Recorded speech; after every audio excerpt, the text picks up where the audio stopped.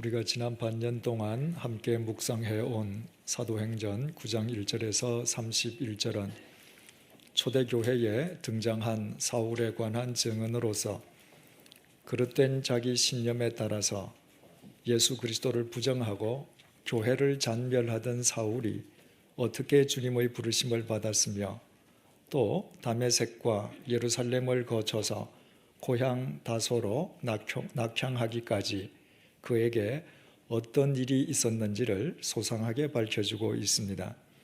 그리고 오늘부터 우리가 살펴볼 사도행전 9장 32절 이후의 내용은 사울에게 그런 일이 일어나고 있는 동안에 사도 베드로는 무엇을 했었는지를 우리에게 전해주는 내용입니다. 먼저 본문 32절을 보시겠습니다.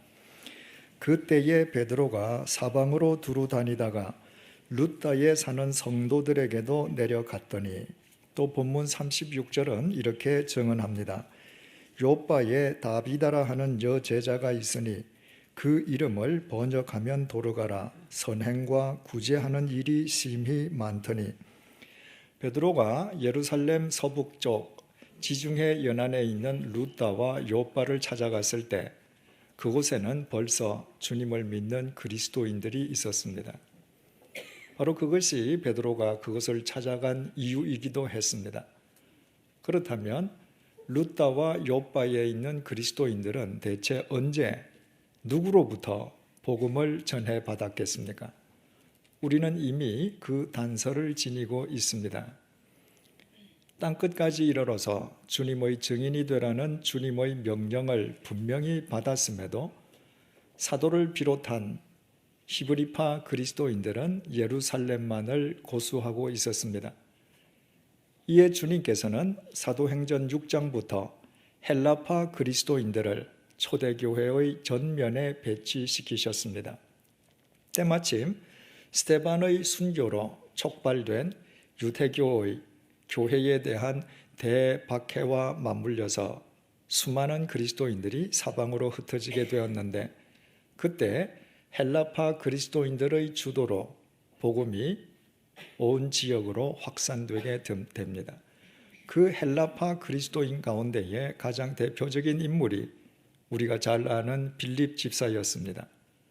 빌립 집사는 2000년 교회 역사상 최초로 예루살렘을 넘어 사마리아 성에 가서 복음을 전했던 그리스도인이었습니다. 그뿐 아니라 에티오피아 내시에게 세례를 베풀므로 역시 기독교 2000년 역사상 이방인에게 최초로 세례를 베푼 그리스도인이 되기도 했습니다. 그 빌립 집사의 활약상을 전해주고 있는 사도행전 8장은 사도행전 8장 40절에서 이렇게 끝나고 있습니다. 빌립은 아소도에 나타나 여러 성을 지나다니며 복음을 전하고 가이사랴에 이르니라. 빌립은 에티오피아 내시를 만났던 광야길이 끝나는 이스라엘 남쪽에서부터 시작해서 아소도를 거쳐 지중해 연안을 따라 북상하면서 가이사랴에 이르기까지 여러 성읍을 누비면서 복음을 전했습니다.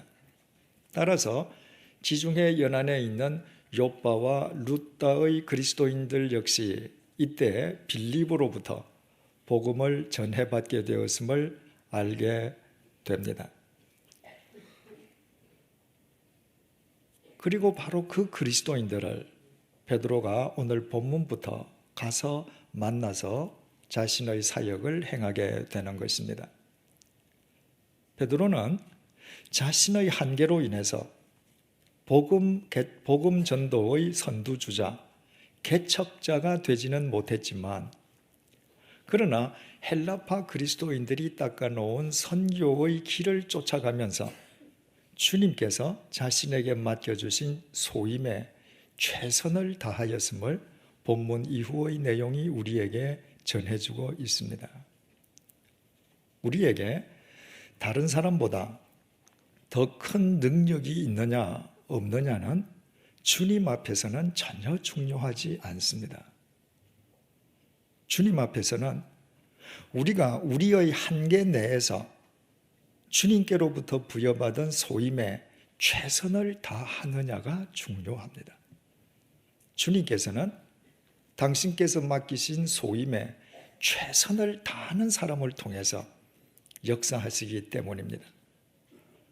갈릴리의 무식한 어부 출신의 히브리파 그리스도인이었던 사도 베드로가 자신의 한계 속에서 주어진 소임에 최선을 다했을 때 그를 통해서 루다에서 어떤 일이 일어났으며 그 이후에는 또 어떤 역사가 일어났는지 오늘부터 우리가 함께 살펴보도록 하겠습니다.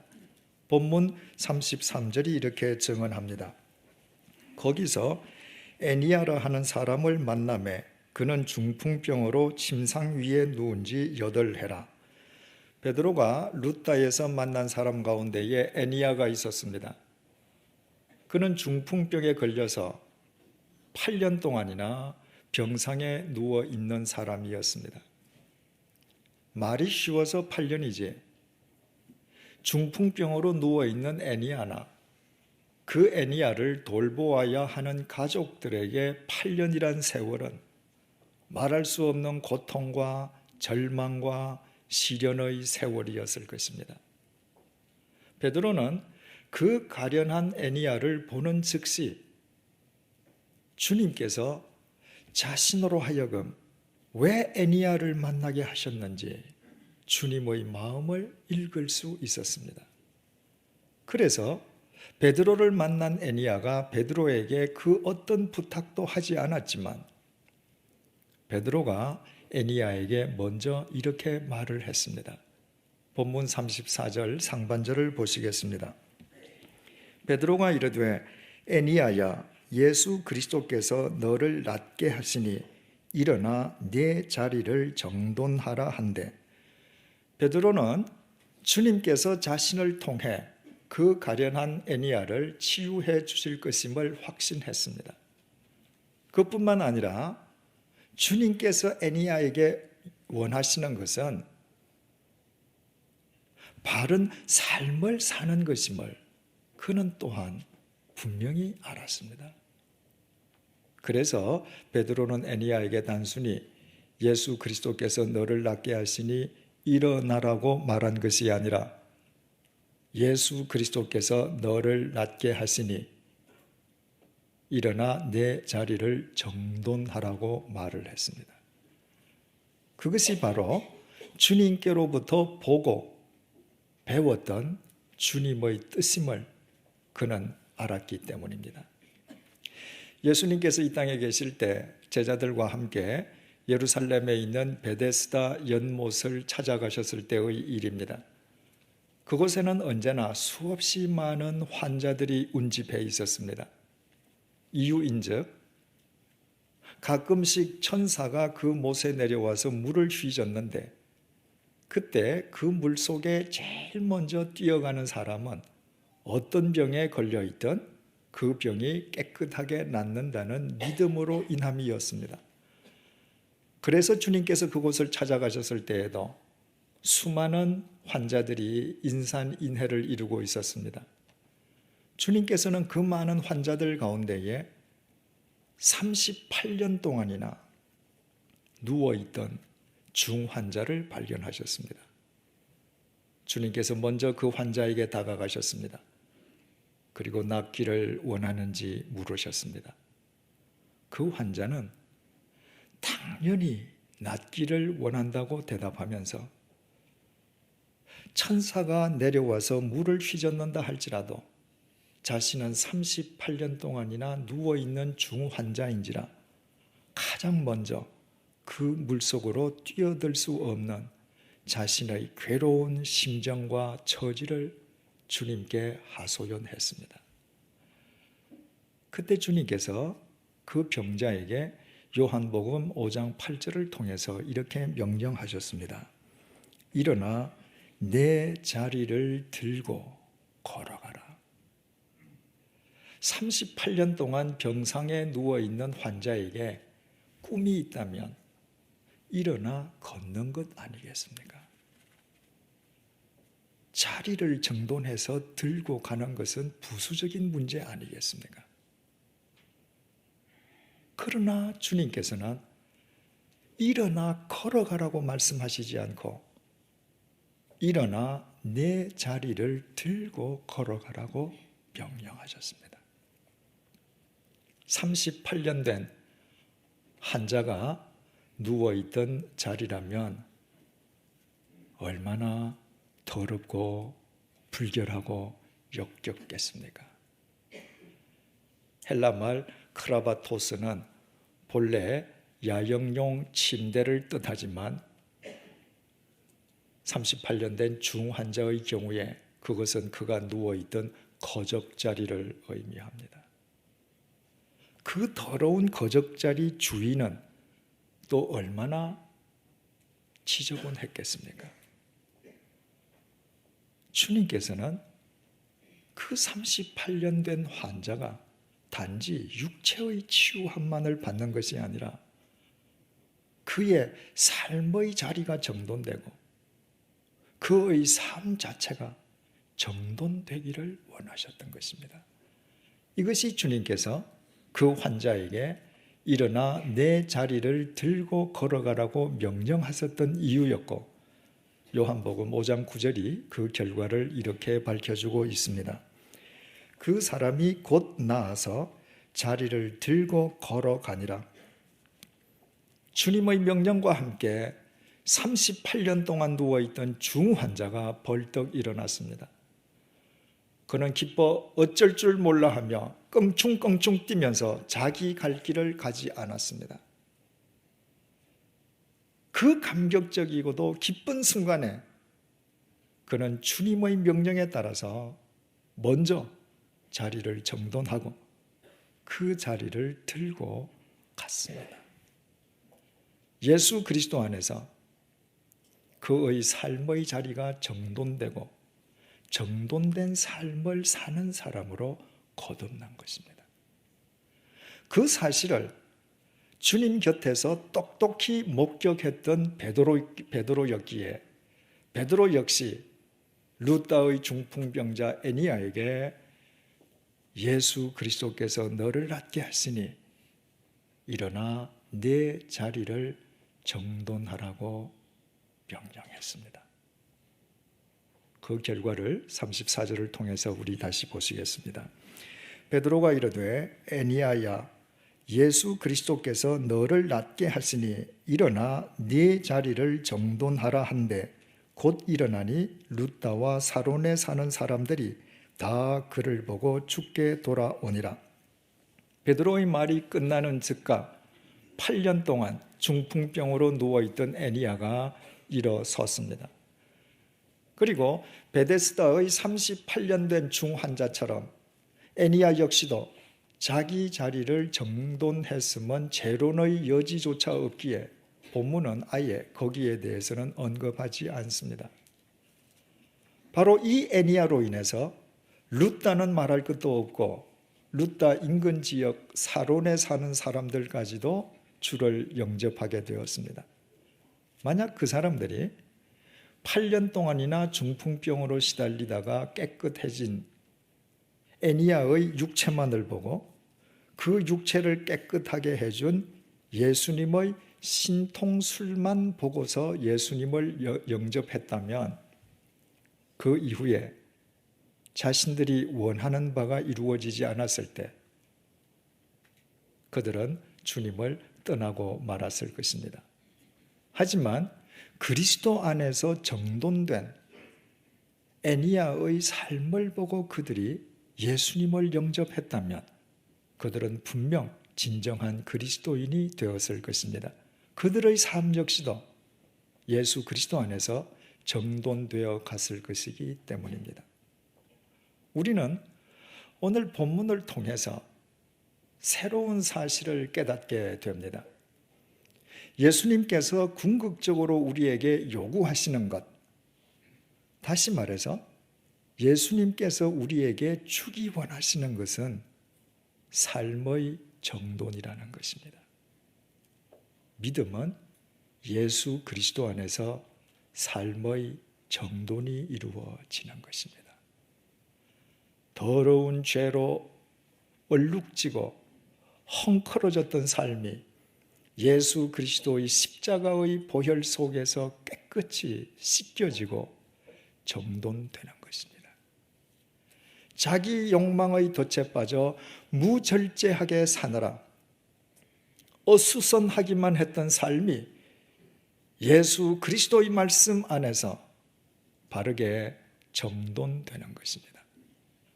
그릇된 감정과 이기심으로 찢어진 인간관계가 예수 그리스도의 사랑 안에서 회복되고 정돈되는 것입니다. 향방을 알지 못했던 인간의 목적이 진리 안에서 예수 그리스도를 향해 확정되고 정립되고 정돈되는 것입니다. 따라서 그리스도 안에서 삶이 정돈되지 않고서는 참된 그리스도인의 삶은 이루어질 수 없습니다. 성자 하나님이신 예수 그리스도께서는 언젠가는 썩어 문드러질 우리의 육체만을 위해서 이 땅에 오신 것이 결코 아닙니다. 마치 38년 된 베데스다 중환자처럼 8년 동안 중풍병으로 병상에서 꼼짝조차 못했던 루다의 애니야처럼 더러운 죄와 사망의 굴레 속에서 이지러질 대로 이지러지고 흐트러질 대로 흐트러진 우리의 삶을 당신의 생명과 진리로 바르게 그리고 영원토록 정돈해 주시기 위해서 오신 구세주이십니다. 만약에 베데스다의 38년 된 중환자와 루다의 중풍병자 애니야가 단지 주님을 만나서 그들의 육체만을 치유함 받았다면 결과적으로 긴 안목에서 그것이 그들에게 무슨 참된 유익이 될 수 있었겠습니까? 건강해진 몸으로 건강한 육체의 노예가 되어 건강한 육체가 요구하는 대로만 살아간다면 차라리 병이 낫지 아니함만 못하지 않겠습니까? 오히려 병자로 가만히 누워있는 것이 건강해진 육체로 아무렇게나 사는 것보다 훨씬 죄를 덜 지을 것이기 때문입니다.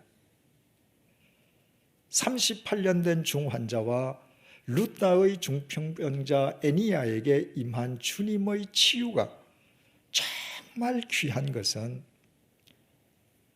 주님에 의해 그들의 삶의 자리가 정돈되고 그들이 정돈된 삶을 살 줄 아는 참된 믿음의 사람으로 거듭났기 때문입니다. 주님께서 우리에게 궁극적으로 요구하시는 것, 주님께서 우리에게 주기 원하시는 것이 삶의 정돈이라면 그 이유가 무엇이겠습니까? 주님께서 단지 정돈 그 자체만을 좋아하시기 때문이겠습니까? 주님께서 베드로를 통해서 애니야에게 일어나 내 자리를 정돈하라고 말씀하신 것이 헬라어 원문에는 스트로손 세 아우토라고 기록이 되어 있습니다. 이 말을 그대로 직역하면 내 자신이 펴라, 내 자신이 베푸라, 이런 의미입니다. 베데스다의 38년 된 중환자나 루다의 중풍병자 애니야나 그들은 병이 든 뒤에 단 한 번도 자기 손으로 자기 자리를 펴본 적이 없는 사람들이었습니다. 누군가의 도움 속에서 누군가 펴준 자리에 생존할 수 있었습니다. 그런데 주님께서 그들을 향해서 이제부터는 내 스스로 내 자리를 펴라고 명령하신 것입니다. 그것은 단지 스스로 너의 자리만을 펴라는 의미가 아니었습니다.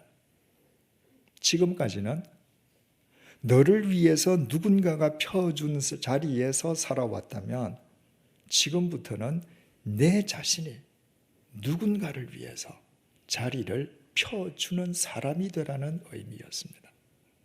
한마디로 이제까지는 일방적으로 받기만 하는 삶을 살았다면 지금부터는 누군가를 위해서 베풀 줄 아는 이타적인 삶을 살라는 의미였습니다.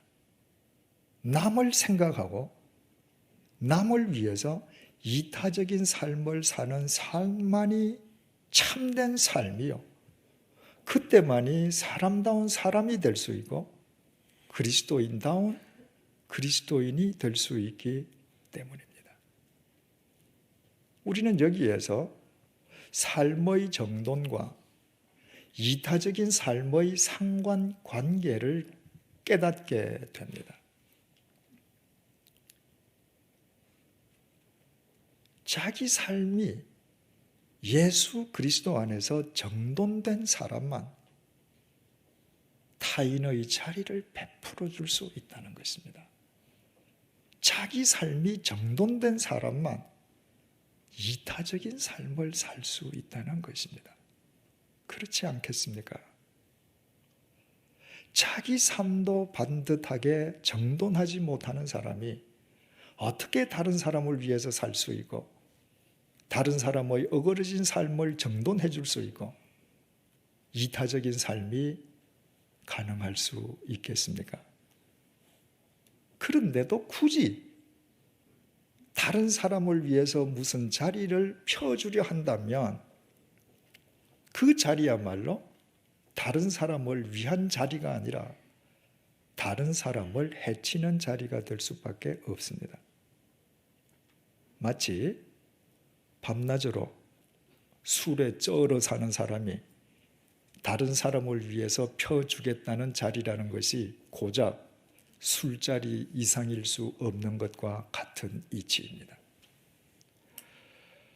그렇다면 우리는 그동안 우리 자신이 스스로 해결할 수 없었던 문제에 대한 해답까지 오늘 얻을 수 있게 됩니다.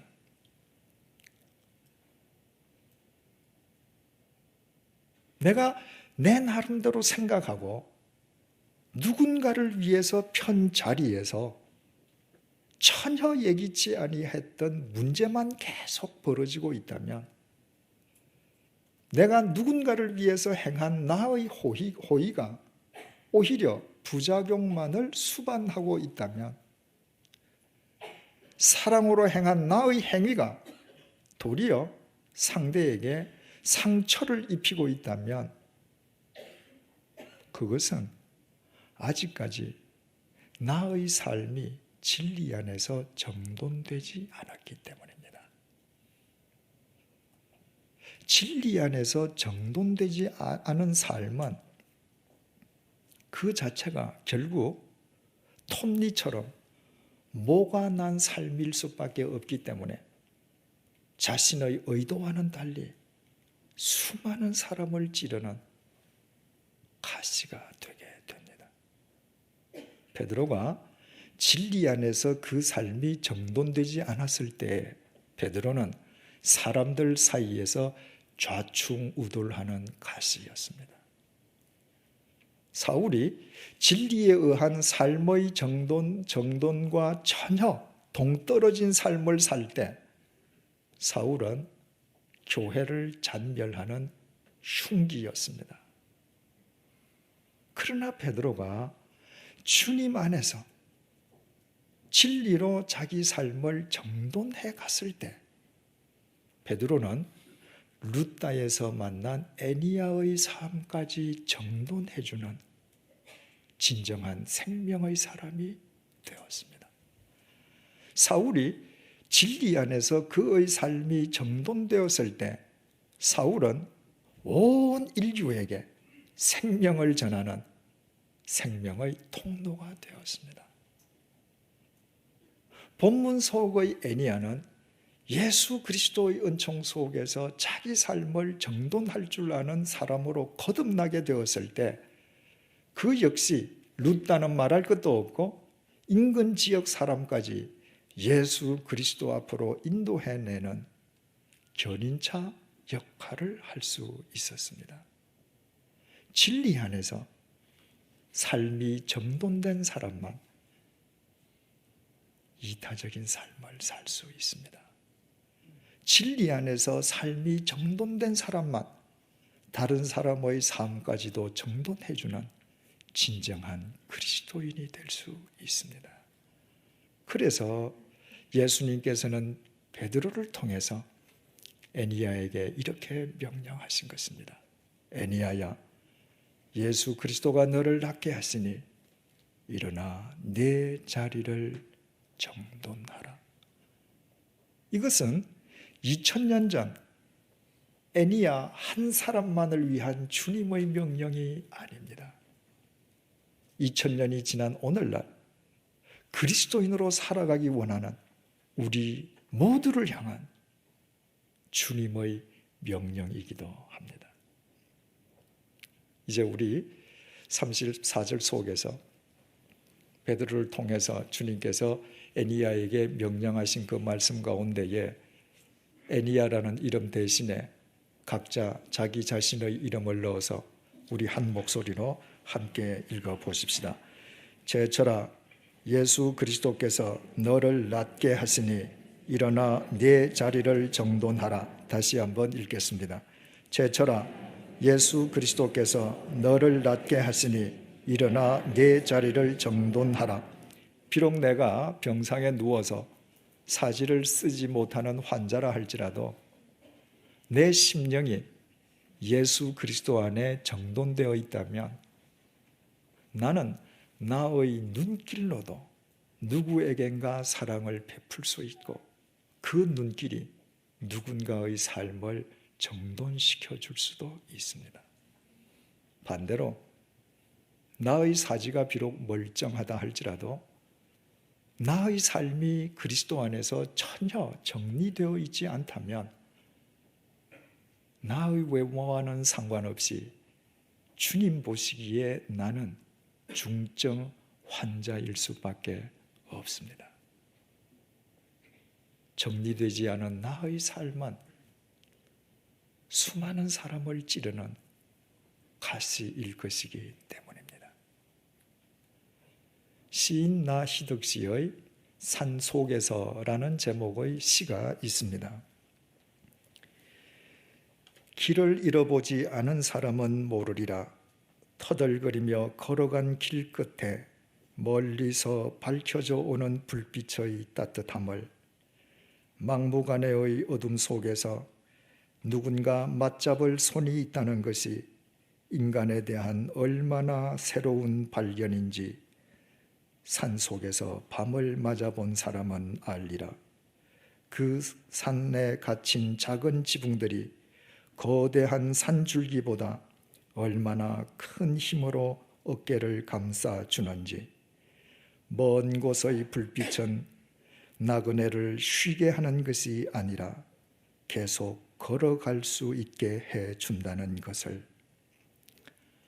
산속에서 길을 잃은 나그네가 밤이 이르렀는데도 길을 찾지 못해서 칠흑 같은 어둠 속의 산길을 그저 발이 닿는 대로 터벅터벅 걸어가야 한다면 심신이 지칠 대로 지친 그의 발걸음과 자세가 얼마나 흐트러져 있겠습니까? 그런데 바로 그 사람 앞에 캄캄한 어둠 속에 한 줄기의 빛이 보입니다. 그때 그 나그네의 기쁨을 상상할 수 있습니까?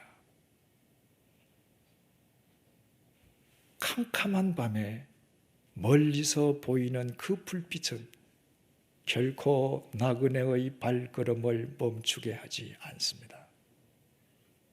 오히려 그 불빛은 계속 나그네로 하여금 그 불을 향해 나아갈 수 있는 힘을 제공해 줍니다. 나그네의 발걸음은 더 이상 흐트러지지 않습니다. 멀리 보이는 그 불빛이 흐트러졌던 나그네의 발걸음과 자세를 정돈시켜주기 때문입니다. 인생은 마치 어둠이 짙게 깔린 산속을 헤매는 나그네와 같습니다. 인간 홀로는 그 어두운 산속에서 인생의 바른 향방을 알지 못해 그의 발걸음은 흐트러질 수밖에 없습니다.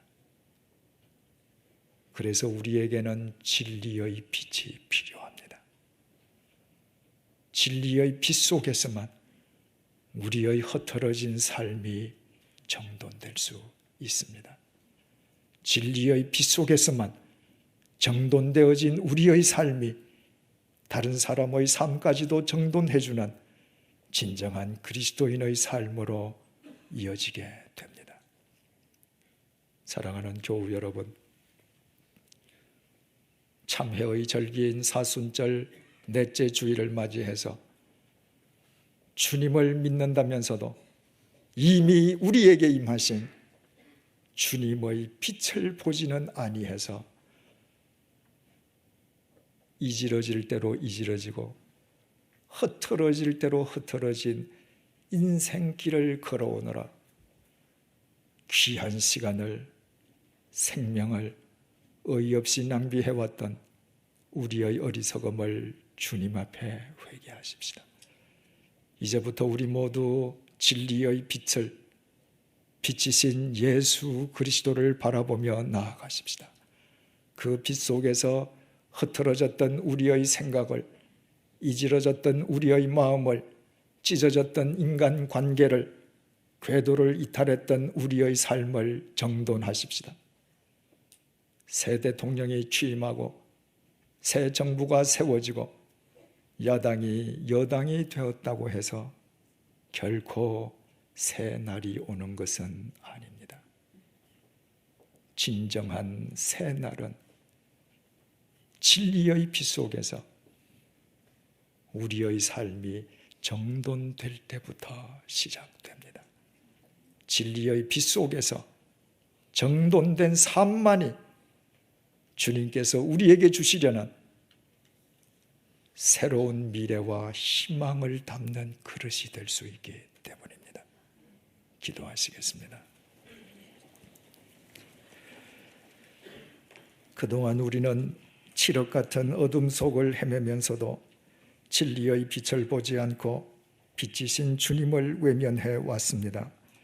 그래서 우리의 외모는 멀쩡하지만 우리의 내면은 8년 동안 병상에 누워있던 중풍병자 애니야처럼 이지러지고 흐트러지기만 했습니다. 그런데도 그 사실을 자각하지도 못한 채 우리의 귀한 인생을, 시간을, 아니 우리의 생명을 어이없게 낭비해 왔습니다. 사순절 넷째 주일을 맞이하여 이 모든 잘못을 회개하오니 용서하여 주옵소서. 이 시간 우리에게 빛으로 임하여 주신 주님, 주님의 진리의 빛 속에서 우리의 흐트러졌던 생각이, 이지러졌던 우리의 마음이, 찢어졌던 인간관계가, 바른 궤도를 이탈했던 우리의 삶이 정돈되게 도와주옵소서. 진리의 빛 속에서 자기 정돈 없이는 그 누구도 진정한 그리스도인으로 살 수 없음을 잊지 않도록 붙들어 주옵소서. 진리의 빛 속에서 정돈된 우리의 삶이 타인의 삶을 정돈시켜주는 생명의 터전이 되게 하여 주옵소서. 타인을 위한 나의 모든 행위가 더 이상 가시가 아니라 타인을 살리는 참된 생명과 사랑으로 성화되게 하여 주옵소서. 그리하여 이 이후로 우리가 만나는 모든 사람과의 만남이 베드로와 애니야의 만남처럼 피차간에 새로운 미래와 희망을 위한 시발점이 되게 하여 주옵소서. 예수님의 이름으로 기도드립니다. 아멘.